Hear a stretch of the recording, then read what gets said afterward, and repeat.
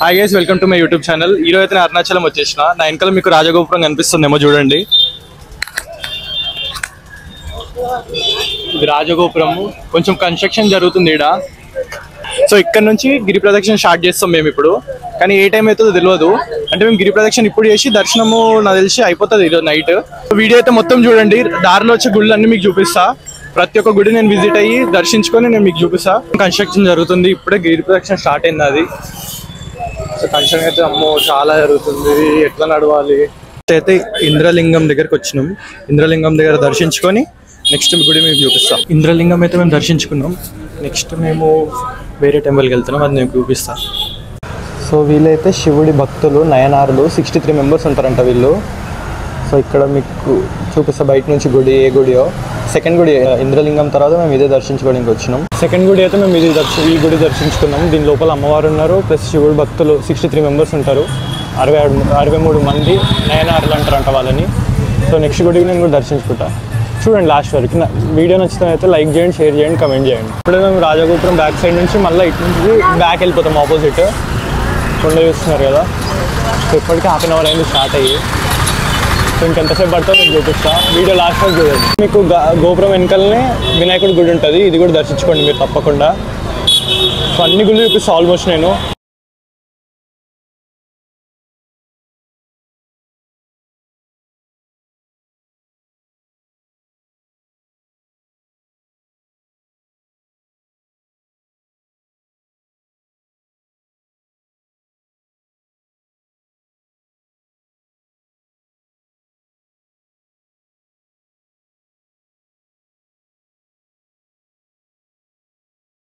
So ఇప్పుడు దర్శించుకున్న గుడి అయితే సుబ్రహ్మణ్య స్వామి గుడి.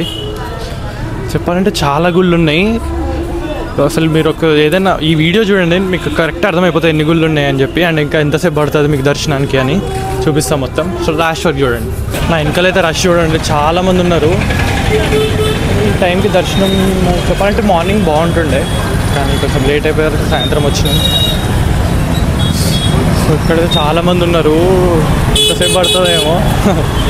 నేను ఫస్ట్ టైం వస్తున్నా. సో గిరి ప్రదక్షిణ ఏమనుకున్నా అంటే నార్మల్ కొండ చుట్టూ లేదా గుడి చుట్టూ తిరగాలేమో అని అనుకున్నా. బట్ ఇక్కడ మొత్తం రోడ్డు మీదనే, మెయిన్ రోడ్ మీదే తిరగాలి. అంటే మధ్యలో మనకి కొండ వస్తుంది. సో దాని చుట్టూ మనం తిరగాలి. సో మధ్యలోనే గుడులు వస్తాయి, షాప్స్ అన్నీ ఉంటాయి. సో మీకు బెస్ట్ టిఫిన్ కావాలంటే మాత్రం రాజగోపురం దగ్గర ఒక హోటల్ ఉంటుంది ఎంట్రన్స్లో లెఫ్ట్ సైడ్కి. అది హోటల్ కన్నా అని ఉంది. సూపర్ ఉంది ఫుడ్ అయితే.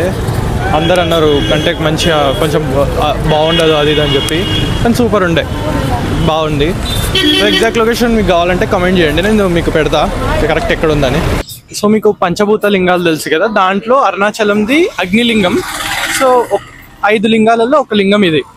మీరు అరుణాచలం వస్తున్నట్టయితే ఫస్ట్ అన్నీ అనుకునే రండి. అంటే లైక్ హోటల్స్ అయినా, ఫుడ్ ఎక్కడ మంచి దొరుకుతుంది, ప్లస్ ఎంతసేపు పడుతుంది, ఎవ్రీథింగ్ తీసుకోండి.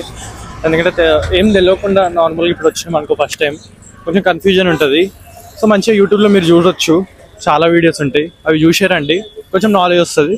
సో మనం వీడికి రాగానే అర్థమైపోతుంది ఏడికి వెళ్ళాలి, ఎంతసేపు పడుతుంది అని. సో కొంచెం చూసి రండి అరుణాచలంకి. అక్కడనే మనం వినాయకుడి గుడి చూడొచ్చు. గిరివన పాత్ అని ఉంటుంది, అంటే గిరి ప్రదక్షిణ రూట్లోనే.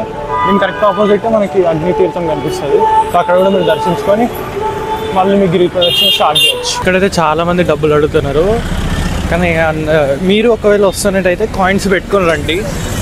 1 రూపీ కాయిన్, 2 రూపీ కాయిన్స్. ఎందుకంటే అందరు అడుగుతున్నారు, మళ్ళీ కొంతమందికి ఇవ్వచ్చు. కొన్ని ఒకళ్ళు 10 రూపీస్ ఇచ్చినాం అనుకో, అందరికి ఇవ్వలేం కదా. సో కాయిన్స్ ఇచ్చేయండి, అందరికి ఇచ్చినా పర్లేదు. ఎందుకంటే మళ్ళీ ఒకరికి ఇచ్చి ఒకరికి ఇవ్వకపోతే మనకి కొంచెం రిగ్రెట్లా ఉంటుంది. సో కాయిన్స్ అన్నా చిన్న చిన్న ఏమన్నా ఫుడ్ అయినా పర్లేదు, ఇట్లా అడిగినప్పుడు ఇచ్చేయండి. సో మేమైతే కాయిన్స్ ఇస్తున్నాము, కొంతమందికి ఇవ్వలేకపోయినాం ఎందుకంటే కాయిన్స్ ఎక్కువ లేవని. నెక్స్ట్ అయితే మేము అగ్నిలింగం దగ్గరికి వెళ్తున్నాము, చూపిస్తాం మీకు దగ్గరికి వెళ్ళి. అగ్నిలింగం మీకు మార్గం అయితే ఇట్లుంటుంది, లోపల వీడియో షూట్ చేయనియరు. సో ఇక్కడ నుంచే చూడండి. దర్శనం అయిపోయినాక నెక్స్ట్ కూడా చూపిస్తాం మీకు. లింగం అయితే దర్శించుకున్నాము. జస్ట్ ఇది మెయిన్ రోడ్కి ఒక 50 మీటర్స్ లోపలికి ఉంది అంతే. సో మళ్ళీ దర్శించుకొని మళ్ళీ మెయిన్ రోడ్కి మళ్ళీ స్టార్ట్ అయిపోతుంది గిరి ప్రదక్షిణ. సో అసలు మిస్ కాకండి, గుళ్ళు చాలా బాగున్నాయి. నెక్స్ట్ అయితే శ్రీ శేషాద్రి స్వామిగల్ ఆశ్రమంకి వెళ్తున్నాము. లోపల చూపిస్తాం మీకు. ఆశ్రమం ఫారినర్స్ వాళ్ళు కూడా వచ్చారు ఇక్కడికి. సో సో ఇట్లా ప్రదక్షిణ చేయాలి, ప్రదక్షిణ చేసి చూపిస్తా. ఆశ్రమంలో లోపలికి పాదాలు ఉన్నట్టున్నాయి, కరెక్ట్గా అనిపిస్తలేదు, జూమ్ చేస్తున్నా. లోపలికి ఉంది, ఇది అర్థమవుతలేదు ఏందో అని. సో మీరైతే దర్శించుకోండి. కృష్ణుడు ఎంత ముద్దు ఉన్నాడు చూడండి ఇక్కడ ఈ ఆశ్రమంలో వెనుక, అంటే గుడి చుట్టూ ప్రదక్షిణ చేసేటప్పుడు మీకు కనిపిస్తాయి ఇవి. సో ఇక్కడైతే ఒక 2-3 minutes మెడిటేషన్ చేసిన, అసలు లేవబుద్ధి అయితే అక్కడి నుంచి. మంచిగా చాలా పీస్ ఉంది, బయట ఫుల్ నాయిస్ హార్న్స్ ఉన్నాయి కానీ లోపలైతే మొత్తం సైలెంట్, కంప్లీట్ సైలెంట్ ఉంది. సో మీరు వస్తే ఒక 5 minutes అయినా మెడిటేషన్ చేయండి ఇక్కడ ఈ ఆశ్రమంలో. అయితే దక్షిణమూర్తి గుడికి వచ్చేసినాం. దేవుడు అట్లా మాకు దేవుడు అంటే మేము రోడ్ మీద నుంచి దర్శించుకున్నాం. ఇంకా నెక్స్ట్ గుడికి వెళ్తున్నాం ఇప్పుడు. సో ఇప్పుడైతే మేము రమణాశ్రమంకి వచ్చినాము. చాలా ఫేమస్ ఈ ఆశ్రమం అయితే, పక్కా దర్శించుకోండి మీరు.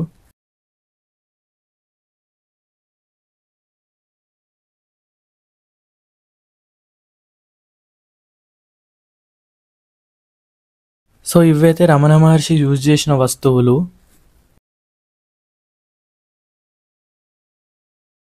సో ఇప్పుడే రమణ మహర్షి దగ్గర మేము వెళ్ళొచ్చినాం లోపలికి. లోపల మెడిటేషన్ అయితే చాలాసేపు చేసినాము, చాలామంది చేస్తున్నారు, ఫారినర్స్ కూడా చేస్తున్నారు. అసలుకి పిన్ డ్రాప్ సైలెంట్ ఉంది లోపల, అసలుకి మన అడుగులో చెప్పుడు కూడా వస్తలేదు, అందరు అంత సైలెన్స్ మెయింటైన్ చేస్తున్నారు. మీరు అరుణాచలం గిరి ప్రదక్షిణ వస్తే మాత్రం అస్సలు మిస్ అవ్వద్దు రమణ మహర్షి ఆశ్రమం. అక్కడ ఆయన వాడిన వస్తువులు ప్లస్ ఆయన ఫొటోస్ కూడా ఉన్నాయి. సో మీకు పక్క నచ్చుతుంది చూడడానికే. సో రమణ మహర్షి ఆశ్రమం అక్కడ నా వెనకాల ఉంది.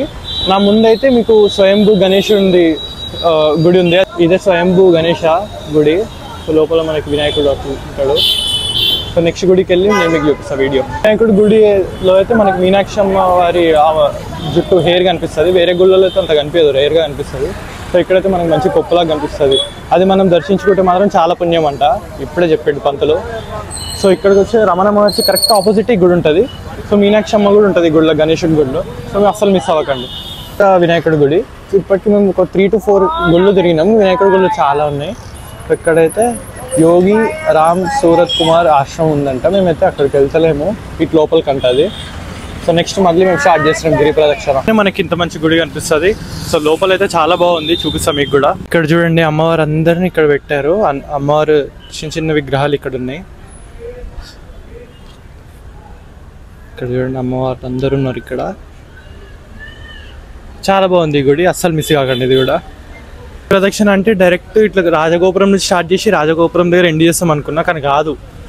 మధ్యలో చాలా గుళ్ళు ఉన్నాయి, చాలా రకమైన గుళ్ళు ఉన్నాయి. ప్రతి ఒక్క దేవుడు ఆల్మోస్ట్ ఉన్నాడు, అంటే ప్రతి ఒక్క దేవుడి గుడి ఉంది. సో ఏంటంటే చాలా బాగా అనిపిస్తుంది.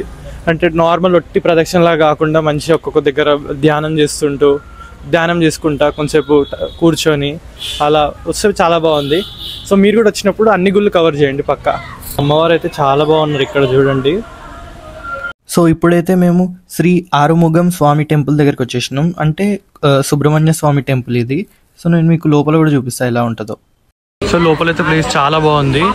మేము ప్రదక్షిణ చేసుకొని కొంచెం రెస్ట్ తీసుకోవచ్చు అక్కడ చెట్ల కింద, తీసుకొని మళ్ళీ మీ గిరి ప్రదక్షిణ స్టార్ట్ చేయొచ్చు. సో ఇప్పుడైతే యమలింగం గుడి దగ్గరికి వచ్చేసినాం. ఇంకా 10.40 వెళ్ళాలి కిలోమీటర్స్. మేము జస్ట్ 4 వచ్చినాం, 4 kilometers. సో ఇంకా ఈ గుడి దర్శించుకొని ఇంకా ఇక్కడ ఏంటంటే ఇట్లా దీపాలు పెట్టాలి. పెడితే ఏంటంటే మన ఫ్యామిలీలో ఎవరికైనా హెల్త్ ఇష్యూస్ ఉంటే అవి తగ్గిపోతాయి. సో మంచి మొక్కుకొని ఇక్కడ ఇట్లా వెలిగించండి యమలింగం గుడి దగ్గర. గిరి ప్రదక్షిణలు వచ్చేటప్పుడు మీకు ఇట్లా నందులు కనిపిస్తారు, అంటే నంది విగ్రహాలు. ఇదైతే సెకండ్ నంది. సో మొత్తం 12 ఉంటాయి అంట, పక్క దర్శించుకోండి, చాలా మంచిదంట, చాలా పవర్ఫుల్ అంట కూడా. ఇప్పుడైతే కొంచెం ట్రాఫిక్ తగ్గింది, ఖాళీ ఉంది రోడ్డు. సో మేము కంటిన్యూ వాక్ చేసేస్తున్నాం ఏడవకుండా. సో ఇంకెంతసేపు పడుతుందో చూపిస్తాం. ఇంకా మోస్ట్లీ 9 kilometers దాకా ఉంది.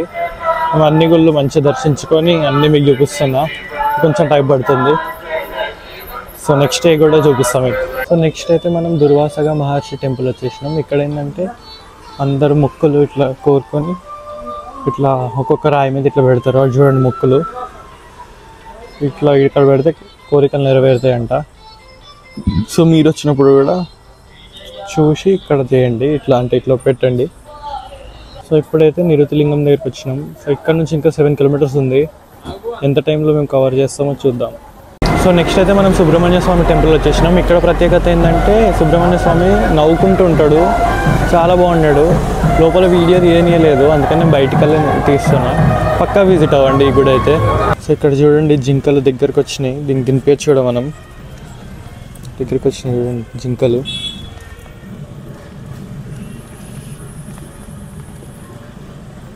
పాపం ఆకలి ఇక్కడ దాకా వచ్చినాయి, ఎట్లా తింటున్నాయి చూడండి. ఇంకోటి పెద్దది వచ్చింది చూడండి, ఆడ మొత్తం అడవి ఉంది ఇక్కడ. జింకలు ఇంకా ఆకలి అయ్యి రోడ్ దాకా వస్తున్నాయి, కానీ ఫెన్సింగ్ ఉంది కదా సో ఇటు రాలేవు. సో ఇప్పుడైతే మనం సూర్యలింగం దగ్గరికి వచ్చేసినాం, క్లోజ్ అయిపోయింది గుడి. సో నేను బయటకెళ్ళి మీకు చూపిస్తా.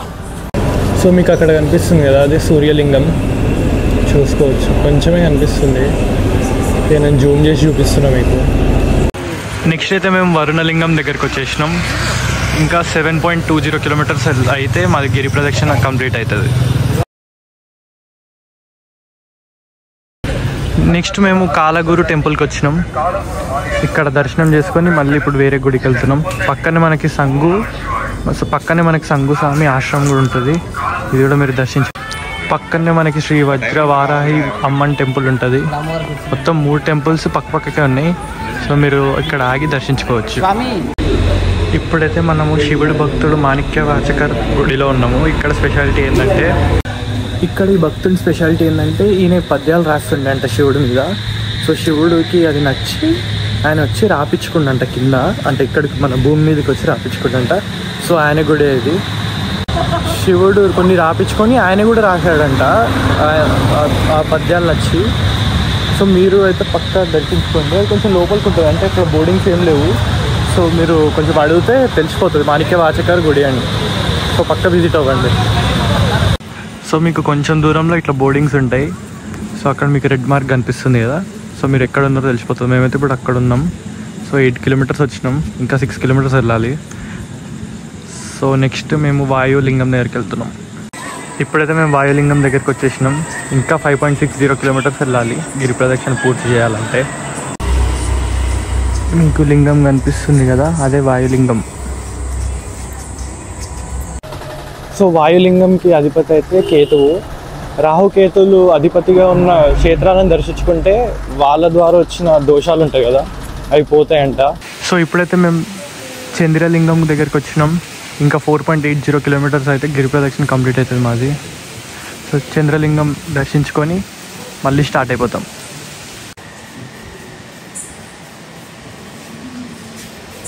చంద్రలింగం దర్శించుకుంటే ఏంటంటే మానసిక బాధలు ఉన్నా వేదనలు ఉన్నా కూడా అవి మనకి దాని నుంచి రిలీఫ్ ఉంటుంది.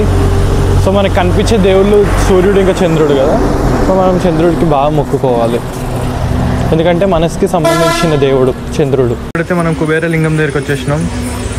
దర్శించుకొని ఇంకా నాకు తెలిసి 3 కిలోమీటర్స్ ఉంది. సో ఇంకా దారిలో ఇంకా 2 to 3 ఇంకా లింగాలు ఉన్నాయి, అవి కూడా మేము చూపిస్తాం.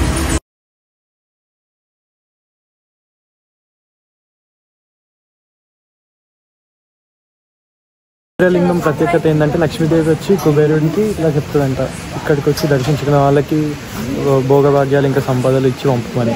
అండ్ ఇంకా దీనికి అధిపతి జూపిటర్, అంటే బృహస్పతి ఈ క్షేత్రానికి అధిపతి. సో బృహస్పతికి ఒకవేళ మనం దండం పెట్టుకుంటే వేదాలు నేర్చుకున్నట్టే. సో ఇక్కడికి వచ్చినవి మంచిగా దర్శించుకోండి. సో మనం బృహస్పతికి దండం పెట్టుకుంటే వేదాలు నేర్చుకోవాలనుకున్నా లేకపోతే కొత్త విద్యలు నేర్చుకోవాలన్నా కూడా ఆయన అనుగ్రహిస్తాడు. అయితే ఎంతమంది నిలబడ్డారు చూడండి లైన్. ఇక మాకు ఇక్కడనే 1/2 అవర్ దాకా అయ్యేలాగా ఉంది, 1/2 అవర్ 40 మినిట్స్ దాకా. చూడండి ఎంతమంది ఉన్నారో. ఇప్పుడైతే లైన్లోకి వెళ్తున్నాం.